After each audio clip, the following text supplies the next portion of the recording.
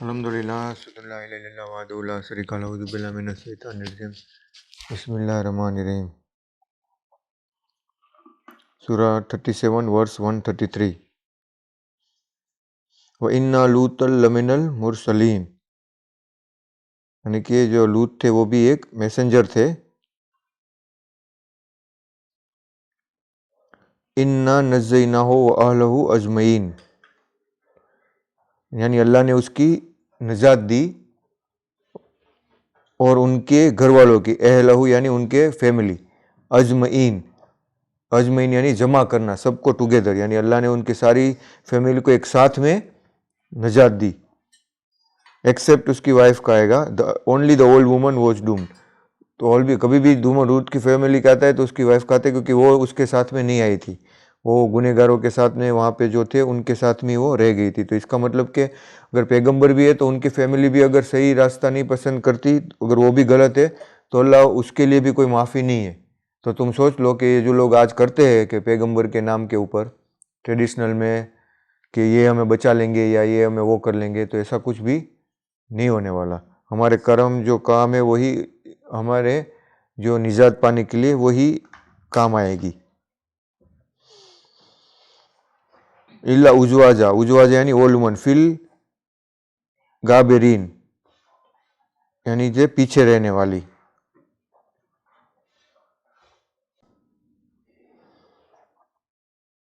जो वर्ड है ना, ये जो इसका मतलब होता है अजवाजा यानी वीकनेस, बुढ़ापा। सुम्मा दम्बरनल आखिरीन,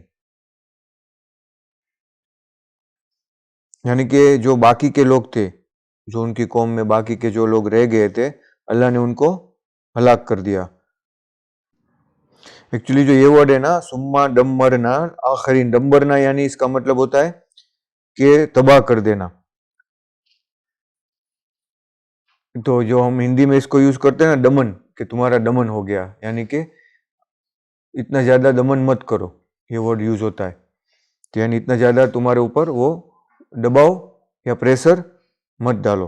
जो दबान है ना, दबान भी आता है लेकिन वो बा आता है, लेकिन ये जो वर्ड है वो दमर है, जो उसकी गलतियों ने उसके करियर का दमर कर दिया, जैसा हम बोलते हैं ना या उर्दू में। तो ये जो वर्ड है वो उसके साथ में कनेक्टेड है।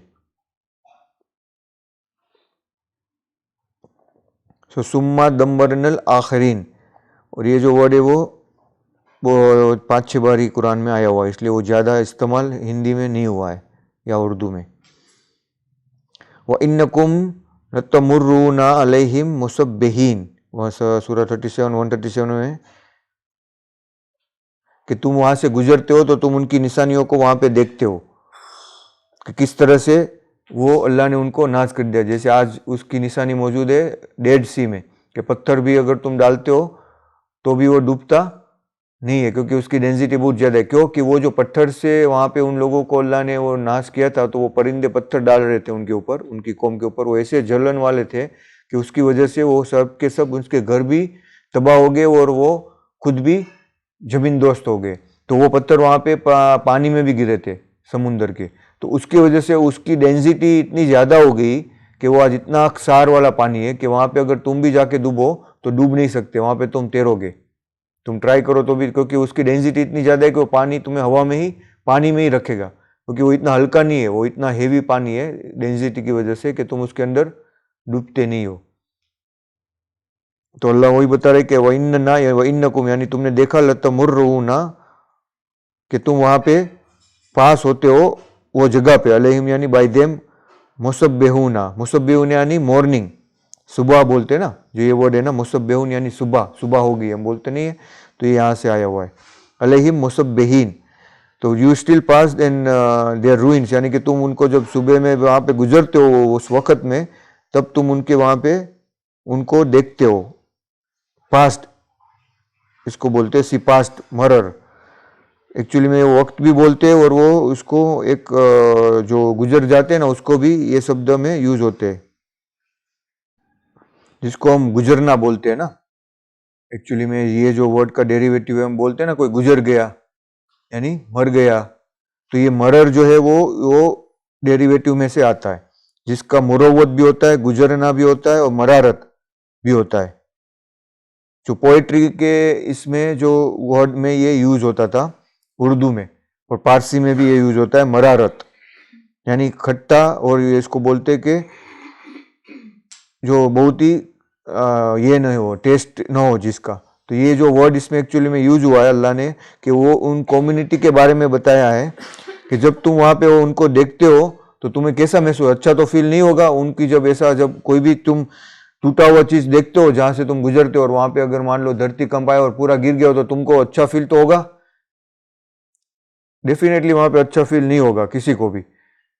तो वो जो अल्लाह ये बात में जो ये वर्ड इसको यूज किया हुआ है, वो उस कंटेक्स्ट में यूज किया हुआ है कि वो इन्नका लतमुर्रूना, यानी जब तुम वहां से गुजरते हो तो तुम्हें उस फील का, ऐसा बिटरनेस का एहसास होता है, या तुमको वहां पे ऐसा होता है कि यहाँ पे कुछ खत्म हो गया है, यहाँ पे अल्लाह ने उसको नाश कर दिया है, और उसकी अल्लाह की पनिशमेंट का और अल्लाह का अजाब का तुम्हें वहां पे एहसास होता है, और वो एहसास तुम्हें वो चीज से वो बुराई करने से रुकता है। तो ये शब्द जो है ना, वो इसका ये डीपर मीनिंग ये होता है कि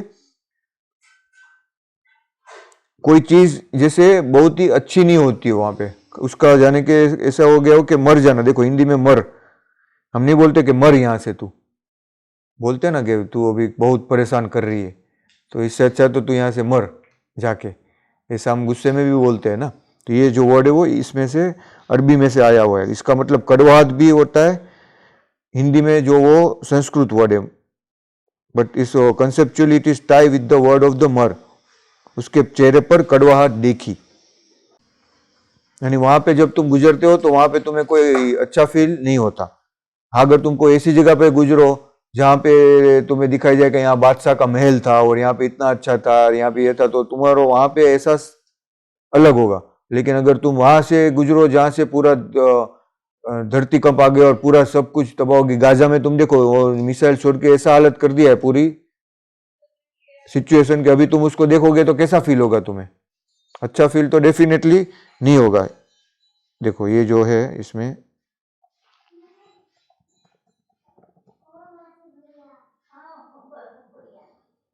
ये देखो कैसा था पहले और अभी कैसा। तो अभी कोई वहां पे जाएगा तो किसको कैसा फील होगा? डेफिनेटली उसको लगेगा कि बुरा ही फील होगा। देखो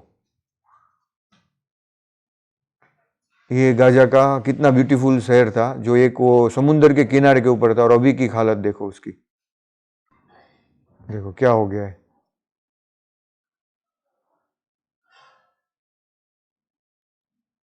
देखो सब कुछ तबाह हो गया है। ये बिल्डिंग की हालत देखो जो पहले थी और अब देखो, जो अब देखो ये। तो उसमें हमें अच्छा फील नहीं होता। अगर ये तो हम वहां पे गुजर रहे हैं तो हमें, ये तो सिर्फ वीडियो में है, तो तुम वहां पे अगर गुजरो तो तुम्हें कैसा फील होगा? तो वो अल्लाह बता रहे कि जब तुम देखते हो वहां पे, तो वो ऐसी तरह से उसका अल्लाह ने तबाह कर दिया है उसको, उसकी पूरी कौम को।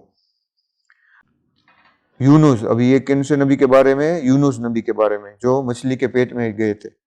वो इन्ना यूनुसो लमिनल मुरसलीन, यानी कि वो भी एक मैसेंजर में से थे।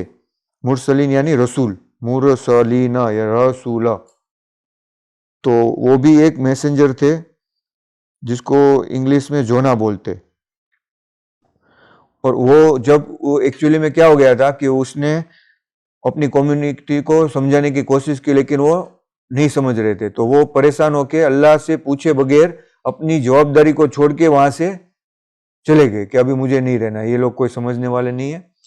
तो अल्लाह ने उसको नहीं हुक्म दिया था कि तुम अभी यहां से चले जाओ कि उनके ऊपर अजाब आ जाए।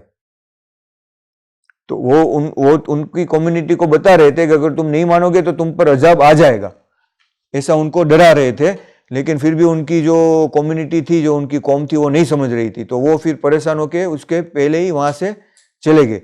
हालांकि जब वो वहां से चले गए तो उनकी कम्युनिटी उनको ढूंढने निकली कि कहाँ गए कहाँ गए, और उनको डर लगने लगा कि अभी अल्लाह का अजाब आ जाएगा। और वो उसके पूरे की पूरी कम्युनिटी जो उसकी थी कि हमको अभी उनकी बात मान लेनी चाहिए, तो उसके पीछे पीछे उनको ढूंढने के लिए गए। तो अल्लाह ने उसको क्या कहा था कि अभी तुम्हें नहीं मालूम है कि कब तुम्हारे अंदर कौन है जो ईमान लाने वाला है। तो वो उसकी जवाबदारी से पहले ही वहां से भाग गए या छोड़ दिया उन्होंने अपनी, जो अल्लाह ने उसको जो रिस्पॉन्सिबिलिटी दी थी कि तुम यहाँ पे रसूल बना के भेजा। रसूल को ऐसी छोटी मोटी तो बात होती नहीं, तो कितनी बड़ी रिस्पॉन्सिबिलिटी हो जाती है। तो उसको छोड़ के तो ऐसे नहीं जा सकते। जब अगर मैं ऐसा सोचूं कि चलो मैं इसको रास्ते में है, ये जा रहा है, अभी ये मेरी बात नहीं मान रहा, इसको छोड़ के मैं चला जाता हूँ सैमुअल को बाहर, ऐसे ही, तो ये क्या बात गलत हो गई ना। तो जब वो शिप में गए, शिप में जाके बैठे, वो शिप जब समुद्र के बीच में गई तो वो उसमें प्रॉब्लम आ गया। तो बोला कि अभी ये वेट ज़्यादा है तो किसी एक को नीचे डालना पड़ेगा। तो सब में से चिट्ठी डाली, तो वो चिट्ठी में भी यूनुस नबी का ही नाम आया। तो उसको उन लोगों ने फेंक के पानी में डाल दिया। देखो कितनी जिल्लत हुई। फिर पानी में डाल दिया, फिर पानी में उनको मछली ने, जो व्हेल होती है ना बड़ी, उन्होंने उसको मुंह में लेके रखा। तब जाके उनको एहसास हुआ कि अल्लाह ये मेरी मिस्टेक हो गई, और उन्होंने दुआ की, अल्लाह ला इलाहा इल्ला अंता सुबहानका, यानी कि अल्लाह तू एक है, तेरी इबादत है और तू पाक है। यानी कि उन्होंने ये कर दी ना अल्लाह के ऊपर, ये कर दी कि अब कब तक अल्लाह, ये तो कोई मान नहीं रहे। तो उसको अल्लाह की पाकीज़गी के ऊपर संदेह हो गया ना, ये तो मिस्टेक हो रहा है कि ये अभी इतना वक्त क्यों दिया जा रहा है इनको क्यों अल्लाह नाश नहीं करते, और ये तो समझते ही नहीं है। तब जाने उसको गलती का एहसास हुआ, तो उसने क्या दुआ की, अल्लाह ला इलाहा इल्ला अंता सुबहानका, यानी अल्लाह तू पाक है, ये मेरी गलती थी, मैं इन्ना कुन्तु मिनज़ ज़ालिमीन, यानी मैंने अपनी जान के ऊपर जुल्म किया। तब वो मछली ने उसको सीधा वहां पे डाला जमीन के ऊपर, और वहां पे सीधा उसको झाड़ में से खजूर मिले खाने के लिए, और वहां पे पाक पानी उनको मिला। क्योंकि वो मछली के तुम पेट में जाओगे तो बेशक तुम्हारी हालत तो खराब ही हो जाएगी ऑक्सीजन के बगैर, और थक ही जाओगे पूरा। तो उसकी हालत, फिर तब जाके उसकी कम्युनिटी उसको ढूंढ रही थी, और वो उन्हें मिले, और वो बोले कि हम सब ईमान ले आए। उनको तो सीधा ताज्जुब भी हुआ। तब जाके उनको अल्लाह ने वापिस उनकी कम्युनिटी में हो रहे, और फिर वहां से उन्होंने इस्लाम को और ज्यादा स्प्रेड किया। तो ये वाक्य जो है वो इसके लिए कि हमें अपनी जिम्मेदारी से भागना नहीं है, हमें सब्र रखनी, धीरज रखनी है। वक्त आएगा तो अल्लाह उसके लिए बेहतरीन ही करने वाला है।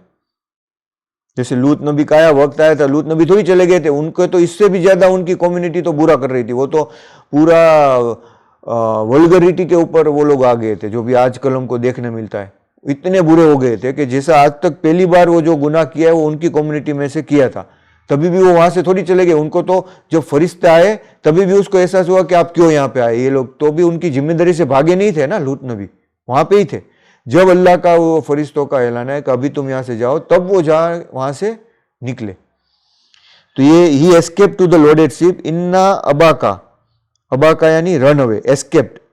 इन्नल फुलके, फुलक यानी फलक बोलते हैं ना शिप जिसको, मसहूना यानी वो लोडेड थी, यानी वो पूरी के पूरी सामान और इंसानों से भरी हुई थी। और उस टाइम की तो शिप ऐसी तो नहीं होगी कोई मशीन से चलती होगी, तो उसमें वेट का तो बहुत ही इंपॉर्टेंट फैक्टर होगा कि अगर ज्यादा वेट हो गया तो क्या होती है वो, उसका बैलेंस चला जाता है।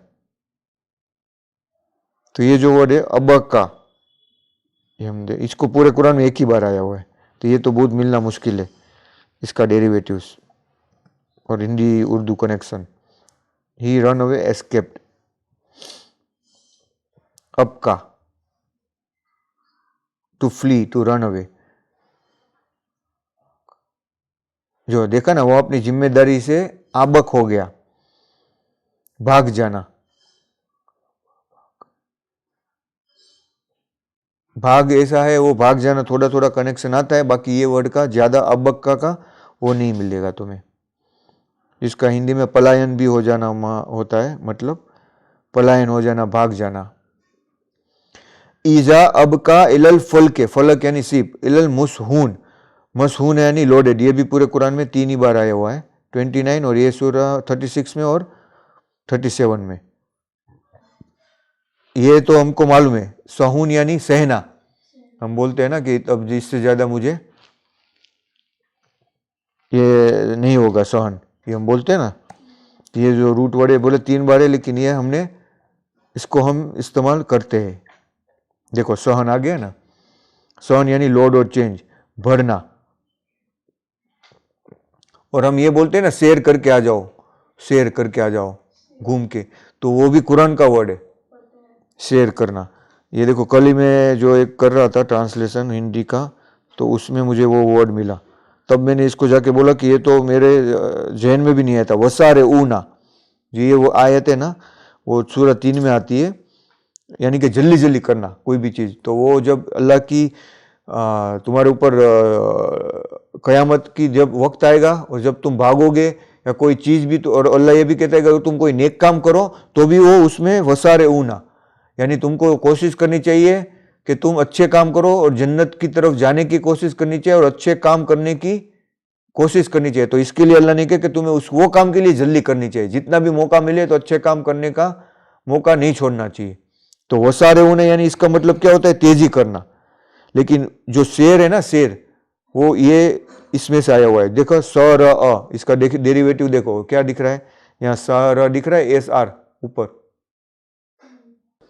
तो इसका मतलब होता है शेर, सराऊ, वसारे ऊना। तो शेर यानी कि जो while derived from the same root it is also mean to travel और मूव स्विफ्टली। तो कहां से हमारा देखो अल्लाह रबी के वर्ड, और ये प्योर डेरिवेटिव है। इसने जो कंक्लूजन बाद में मैंने उसको ये भी किया कि शेर यू हैव नेल्ड इट, माशाल्लाह, वेरी गुड, थैंक्स। तो उसने भी जवाब दिया एआई ने, I am Glade you like it, शेर Indeed connects beautifully to the Arabic root share, capturing the sense of the movement, shift, travels और hastening। यानी ये एक्चुअली में हमको ये दिमाग में हमारे नहीं आएगा, लेकिन ये देखो एआई ने कहां से वो रूट वर्ड को पकड़ लिया। मैंने उसको इंफॉर्मेशन भी दिया है कि HUC लिखूं तो इसका मतलब है हिंदी उर्दू कनेक्शन, सिर्फ देखो, तो मैंने शॉर्ट मेमोरी में उसकी मेमोरी में डाल दिया ये वर्ड। तो अभी नेक्स्ट टाइम वो समझ ही जाता है कि मैं HUC लिखूं तो क्या करना है मुझे। और मैंने उसको ये भी बताया कि फोनेटिकली जब से जितना वर्ड नज़दीक का हो पहले मुझे फाइंड करके देना है, जो रियल उसको हमने हिंदी उर्दू में यूज़ किया हो तो वो मुझे वही वर्ड पहले पूरे इसमें से सर्च करके फाइंड करके दे देता है। और इसमें मैंने पूरे आगे पूरा एनालिसिस करके दिया था कि सबसे बेस्ट लैंग्वेज वर्ल्ड में कौन सी है, सबसे बेस्ट लैंग्वेज वर्ल्ड में कौन सी है जिससे हमारा मेमोरी पावर बढ़ता है, हमारी एनालिटिकल स्किल बढ़ती है और हमारा जो न्यूरॉन कनेक्शन है ब्रेन का पावरफुल होता है। तो उसने संस्कृत, अरबी और ग्रीक और चाइनीस और उसके पूरे डेफिनेशन में दिए। और इंग्लिश का तो नामो निशान नहीं है। और इंग्लिश जो है वो हिंदी और गुजराती से भी लोवेस्ट लेवल की लैंग्वेज है, उसमें कोई ब्रेन का अभी जो आजकल के जो न्यू एआई है उसको संस्कृत का पूरा ग्रामर उसके अंदर डालते, क्योंकि वो इतनी हद तक कॉम्प्लेक्स है कि वो एआई के न्यू कनेक्शन, उसके भी न्यूरॉन होते हैं ना जिसके इसको कनेक्शन करने पड़ते हैं ना न्यू वेज से, तो उसके लिए संस्कृत सिखाते एआई को, आर्टिफिशियल इंटेलिजेंस को। इंग्लिश तो उसको 5 मिनट में आ जाएगा, आधे घंटे में, लेकिन संस्कृत सीखने में वो एआई को भी टाइम लगता है। क्यों कि संस्कृत में सभी लैंग्वेज में सबसे ज्यादा वर्ड है, 102 बिलियन वर्ड्स है, 102 बिलियन यानी 10,000 करोड़ तो सिर्फ उसमें शब्द है जो कोई, और इसमें कितने इंग्लिश में सिर्फ 2.5 लाख, और वो शब्द को भी तुम प्रीफिक्स और सेंटेक्स मिला के वो इन्फिनिट हो जाते संस्कृत में। और Sanskrit is India oldest language. और जब संस्कृत ये लोग यूज करते थे, और संस्कृत की पीएचडी भी तुम्हें पहले करनी होती है ना तो जर्मनी जाना पड़ता था, इंडिया की लैंग्वेज है और वो पीएचडी करने के लिए जर्मनी जाना है। तुम सोचो, उनको इतनी इंपॉर्टेंस है हमारी लैंग्वेज की, लेकिन हमको तो जो अरबी लैंग्वेज है ना वो संस्कृत से भी एक लेयर ऊपर चढ़ जाती है। देखो कॉम्प्लेक्स में, और इसमें संस्कृत को कोई बीट नहीं कर सकता वर्ड पावर में, लेकिन वो इतनी कॉम्प्लेक्स है कि अगर देखो ये मैंने मोबाइल बनाया, ठीक है, उसके अंदर इंटरनल पार्ट कितना कॉम्प्लेक्स है, लेकिन बाहर कितना इजी है, देखो इसको ऐसा घुमाना। तो अरबी जो है ना वो सीखना बहुत ही कॉम्प्लिकेटेड है, लेकिन जब वो दूसरा आदमी उसको समझने की ट्राई करेगा ना तो उसको समझ में आ जाएगा। लेकिन तुम उसको अगर बोलना ट्राई करोगे ना तो वो इतना इजी नहीं है कि इंग्लिश में तुमने 3 महीना 2 महीना क्लास कर दिया और तुमको अरबी आ गई, समझ में आया? वो उसके क्योंकि डेरिवेटिव है। ऐसी वर्ल्ड में सिर्फ 2 ही लैंग्वेज है जो रूट वर्ड को यूज करती है, पूरे वर्ल्ड में ऐसी 2 ही लैंग्वेज है, सिर्फ अरबिक और संस्कृत। ग्रीक है वो भी है, पर वो सब उसमें से है ग्रीक, और वो तो अभी ऑलमोस्ट यूज ही नहीं होती। संस्कृत भी यूज नहीं होती है। क्यों कि अगर तुम संस्कृत की बात करो तो ये क्या है कि मोबाइल है सेम, तो संस्कृत में जो अंदर की चिप और सब कितना हार्ड है ना, लेकिन उसका आउटपुट भी हार्ड है संस्कृत का। यानी कि हम जैसे मैं यहाँ पे ऐसा कर रहा हूं ना, ये ओपन, तो संस्कृत में अगर ये चीज अगर मैं करना चाहूं तो मुझे घुमा फिरा के इतना घुमा फिरा के मैं सिर्फ ये खोल पाऊंगा। लेकिन अरबी में क्या है, इंटरनल तो कॉम्प्लिकेटेड है, लेकिन बाहर की चीज है ना बहुत ही आसान है। जैसे मैं ये खोलता हूं तो सिर्फ लॉक खोलूंगा तो हो जाएगा। अभी संस्कृत में ऐसा करने सीखने जाओ तो वो लॉक खोलने के लिए 50 मेथड करनी पड़ेगी एक ही चीज को समझाने के लिए, वो इतना कॉम्प्लेक्स है। लेकिन उनसे जो ब्रेन पावर है ना बच्चों का, ये लैंग्वेज सीखने से एक्सट्रीम लेवल का हाईएस्ट लेवल पे पहुंचता है, ये अरबी सीखने से। और ये देखो इन्होंने, इसने मुझे उसका ये एनालिसिस करके बताया, वो मैं अभी खुतबा के बाद में पढ़ाता हूँ। तू बिल्लाह बिस्मिल्लाहिर्रहमानिर्रहीम। ये देखो इसमें इसका डिफ्रेंशिएट करते हैं। जो अरबी लैंग्वेज में है ना, पहले मैं एक्चुअली में मैं पारसी देख रहा था, पारसी और अरबी, क्योंकि बहुत सारे वर्ड आ रहे थे। तो उसमें से कोई कोई वर्ड है वो पारसी जो है ना, पारसी लैंग्वेज, वो कहाँ से, वो ईरान से हुई है, वो भी बहुत पुरानी लैंग्वेज है। तो पारसी के वर्ड में 70% जो वर्ड है अरबी के, और 20 to 30% वर्ड है वो हिंदी और संस्कृत के, 50 to 60% अरबी के, 20-30% हिंदी संस्कृत के, बाकी इंग्लिश के, यूरोप के, इंडो जर्मन टाइप के वर्ड भी है उसमें। तो पारसी लोगों की राइटिंग अरबी की तरह ही है, क्योंकि मुगल और वो जब सब इस्लाम का उनके ऊपर इफेक्ट आया तो फारसी जिसको बोलते हैं ना वो लैंग्वेज, तो वो लैंग्वेज में एक्चुअली में वहां से मैंने स्टार्ट किया। तो ये मेरा क्वेश्चन था, मैं वहां से स्टार्ट करता हूँ। देखो मैंने उसको पूछा कि पर्शियन और अरबिक में डिफरेंस क्या है। वहां देखो ये वाला जो है ना, ये सवाल कि, तो एक्चुअली में वो एक निशान था कुरान में, वो आयत मुझे, वो शब्द में ढूंढ रहा था। वो शब्द की गहराई देखो कितनी गहराई है अरबी में। वो शब्द क्या था, सूरह 3 का है, मसमूना, ये जो देख रहे हो ना वो। तो कल ही मैं उसका ट्रांसलेट कर रहा था, मैं इसमें से दिखाता हूँ वर्ड। देखो ये वर्ष है ना, इसमें क्या था कि बदर की लड़ाई में जब अल्लाह ने 300 लोग ही थे ना जब प्रॉफिट के टाइम में, तो उस टाइम में अल्लाह ने उनको बचाया था। और वो तो सामने हजारों 1200 का लश्कर था। तो फर्स्ट लड़ाई जो इस्लाम की हुई वो बदर की हुई। तो उसमें अल्लाह बता रहा है, ये मैं बता रहा हूँ, ये सुनो, वो बाद में देखो, वो बाद में आयत समझ में आएगी। तो बदर की लड़ाई में अल्लाह ने 313 लोगों को जीत दी थी, जो इस्लाम की सबसे पहली लड़ाई की जीत थी। और वो इम्पॉसिबल थी, उनके पास हथियार भी नहीं थे, ना ही घोड़े थे, और वहां सामने तो पूरा लश्कर था। और उस टाइम में अल्लाह ने बताया था कि अल्लाह ने फरिश्तों से हेल्प की थी। फिर जब उहद की लड़ाई हुई दूसरी, तो उस टाइम में इन लोगों का कॉन्फिडेंस जो मुसलमान था वो ज्यादा हो गया और ज्यादा घमंडी होने लगे। उसके अंदर वो घमंड आ गया थोड़ा सा कि अब तो हम जीत ही जाएंगे। तो जो प्रॉफिट उनको खड़े करने के लिए जाते थे, सुबह लड़ाई थी तो वहां पे एक एक जगह पे जा जाके उनको लेने के लिए जा रहे थे, तो उनको इच्छा ही नहीं हो रही थी, उनकी हिम्मत वहां से पहले से ही टूट गई थी कि अभी इनको क्या हमें जाना है, ये तो नॉर्मल है। तो ये चीज के बारे में अल्लाह इसमें बता रहा है। ये देखो ये जो आगे की आयत है ना, 2 ग्रुप्स अमॉन्ग्स यू, देखो रिकॉल दैट, ये वर्स देखो 121, यहां में अभी मैं कल ट्रांसलेट कर रहा था तो ये चीज मेरे जहन में आई कि you were among your people, तुम अपने लोगों के बीच में थे और तुम असाइन कर रहे थे ईमान वाले को उनकी लड़ाई में उनकी पोजीशन को, कि अल्लाह सुनने वाला है। अल्लाह उस वक्त में भी सुनता था, उसको सब इल्म था कि वो लोग क्या कर रहे हैं, उनकी क्या नियत है। तो उनमें से 2 ग्रुप ऐसे थे कि ऑलमोस्ट फेल हो गए, उनकी हिम्मत हार गई।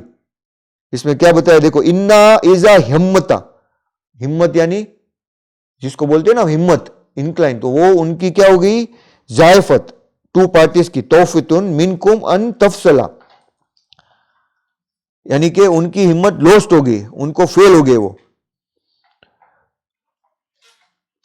तो अल्लाह क्या बोलता है कि वल्लाहु वलियुहुम, हालांकि उनका रब अल्लाह था ही वहां पे, वो गॉड वाज देयर लॉर्ड, वल्लाहु फलयतवक्कलुल मुमिनीन, यानी तुमको तवक्कल करना चाहिए। God has granted you victory of बदर। देखो ये अल्लाह ने क्या बताया, यहां पे उदाहरण दिया, वलकद नसरकुम, नसरकुम यानी तुमको नसर यानी जीत हुई थी, अल्लाह बेबदरिन, कि तुमको बदर में तो जीत हुई थी, वन तुम, और उस वक्त में तो तुम इतने वीक थे। देखो डिस्पाइट योर वीकनेस, वन तुम अजिल्लत, अजिल्लतुन यानी तुम, जिल्लत बोलते ना कि इसके ऊपर जिल्लत है, जिल्लत छाई गई, यानी कि उस टाइम में तुम्हारी औकात ही नहीं थी लड़ने की।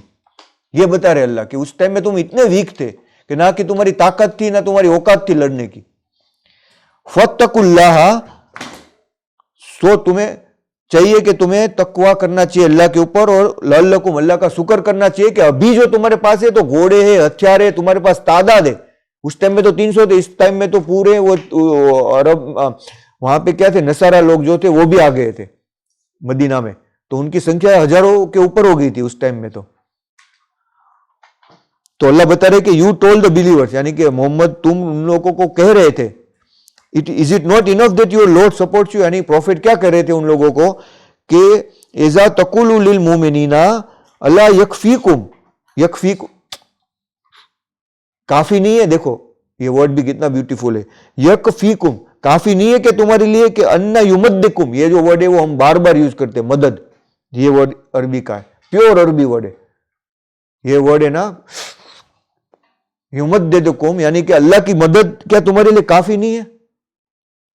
रब्बकुम, देखो कितना परफेक्टली कहा है कि अलन यकफीकुम इन्ना युमद्दिकुम रब्बकुम बेसलासतिन आलिफुन, सलासतिन यानी 3000, आलिफत यानी 1000, यानी अल्लाह तुम्हें 3000, सलासा यानी सलासा खमसा आता है ना अरबी में, खमसा यानी 4, सलासा आलिफुन, मिनल मलाइकते मुनजलीन, 3000 से करेंगे। वो प्रॉफिट बता रहे थे कि तुम क्यों डर रहे हो, उनको हिम्मत दे रहे थे। तब अल्लाह ने वहां पे जाके बताया, देखो अल्लाह ने उनको आयत नाजिल की कि अगर तुम स्टडी फास्टली यानी कि प्रिजर्व करो, अल्लाह की राइटियसनेस को मेंटेन करो, क्या कहा, भला अन तस्बिरु, सबर करो, तत्तकु व यातुकुम, आती है तुम, यानी मन फौरहिम, देम फौरहिम यानी जल्दी से, हाजा युमद, अल्लाह मदद भेजेगा, कितनी बेखमसा, यानी कि वो प्रॉफिट तो 3 बोल रहे थे, अल्लाह ने बोला कि मैं 4000 आलफुन सैनिकों की हेल्प करूंगा, और वो भी कैसे, मुसव्विमून, मुसव्विमून यानी ये वर्ड फिर मैंने इसको देखा तब जाके मुझे मालूम पड़ा, इसमें क्या बताया हिंदी में, इंग्लिश में ट्रांसलेट किया है एंजल्स वेल ट्रेन, ठीक है, पर वो मुसव्विमून यानी उसका मतलब होता है निशान वाले, मोहर वाले, यानी तुम देखो पुलिस में मालूम है ना, किसी को ये स्टार मिलते, हाईएस्ट रैंक होता है, तो उनको एक पर्टिकुलर मोहर लगाई जाती है। फिर तुम कोई कंपनी में काम करते हो तो उसकी ब्रांड वैल्यू की एक मोहर होती है ना, कि ये हाँ भाई ये इसकी ब्रांड है, देखो स्केचर्स के लाए तो कैसा नाम उसका है, तो उसकी वैल्यू होती है ना। तो ये जो अल्लाह बोल रहे कि वो तो मैं दूंगा, लेकिन कैसा, मुसव्वमीन, वो नॉर्मल नहीं होगे। तो ये वर्ड से फिर मेरा इसका कन्वर्सेशन चालू हुआ एआई के साथ में, और वो इतना डीप में गया कि फिर मुझे तो मालूम पड़ा कि अरबी क्या लैंग्वेज है माशाअल्लाह। और वो कितना डीप में फिर जाने के बाद मैंने इंडिया का भी स्टडी किया कि इंडिया में भी जो संस्कृत जब हाईएस्ट लेवल पे था, तो इंडिया का ग्रोथ 1700 सदी से पहले पूरे वर्ल्ड की 37% जीडीपी इंडिया की थी। जो अभी पूरे वर्ल्ड की जीडीपी है ना 25% अमेरिका के पास में, तो भी वो सुपर पावर नहीं है। तो उस टाइम में तुम सोचो कि कितना सुपर पावर था इंडिया। पूरे लोग इंडिया से एक्सपोर्ट करके वहां पे सोना लाके देते थे इंडिया को। वो क्यों था इतना सारा टेक्नोलॉजी? क्योंकि संस्कृत और वर्ड से, लैंग्वेज से उन लोगों को का ग्रोथ, उन लोगों का थिंकिंग और विजन और क्रिएटिविटी इतनी हाई थी। और ये बाद में भी इस्लाम क्यों स्प्रेड हुआ? क्योंकि जब ये कुरान का नॉलेज आया, कुरान ने जब इस तरह से बेहतरीन तरीके से अरबी को समझाया, बताया, तो इन लोगों की भी लैंग्वेज में इतना ग्रोथ आया कि वो लोग भी उनसे, संस्कृत से भी ज्यादा, यानी उन मुगल ने फिर कंट्रोल किया। इंडिया में कोई कंट्रोल नहीं कर पाया था पहले, क्योंकि उनकी जो लैंग्वेज थी वो इतनी हाईएस्ट लेवल पे थी। ह्यूमंस का भी जब डेवलपमेंट कब हुआ? आदम का, जब जबान आई। जबान के बगैर कोई डेवलपमेंट नहीं आती, तो ये फर्स्ट रूट है। तो इंग्लिश तो तुच्छ है, तुच्छ यानी सबसे तुच्छ लैंग्वेज है। अरबी के सामने उसकी कोई कंपेयर ही नहीं है। अरे हिंदी के सामने कंपेयर नहीं है, तमिल लैंग्वेज के सामने कंपेयर नहीं है। तमिल भी, और तो यानी हम बोलते हैं बच्चे को इंग्लिश सिखाओ, अरे इंग्लिश 1 महीना सीखेगा आ जाएगा उसको ऐसी लैंग्वेज सिखाओ, संस्कृत, हिंदी। संस्कृत एआई यूज करता है कंप्यूटर आजकल, और हम पीछे पड़ते इंग्लिश इंग्लिश इंग्लिश। क्या इंग्लिश? इंग्लिश में कोई ब्रेन कनेक्शन, न्यूरॉन कनेक्शन नहीं होगा जितना तुम्हारा अलग अलग लैंग्वेज से होगा, माशाल्लाह। लेकिन क्या होता है, जब तुम उसका एप्रिसिएशन कम कर देते हो तो अल्लाह उसकी रूहानियत ले लेता है। अभी देखो अरब है, उसके पास अरबी जैसा इतनी पावरफुल लैंग्वेज है, लेकिन अभी कैसे हो गए? क्योंकि दुनिया की चीज मिल गई, तो उनको कोई ऐसे, इंडिया की लैंग्वेज के लिए तुम्हें बाहर जाना पड़ता है संस्कृत सीखने के लिए। कोई इसका इंपॉर्टेंस नहीं रहा। इन लोगों को खुद कोई इंपॉर्टेंस नहीं है। जो हिंदी है, अरबी है, हिंदी मराठी है, सब कुछ क्या है? मिक्सचर है, वो कोई ओरिजिनल लैंग्वेज नहीं है। हिंदी जो है वो अरबी का, संस्कृत का, पारसी का, सबका मिक्सिंग है। मराठी वो प्योर संस्कृत का मिक्सर है। तमिल है वो ओल्ड लैंग्वेज है, द्राविडियन लैंग्वेज है तमिल है वो, द्राविडियन। चलो अभी के मुसलात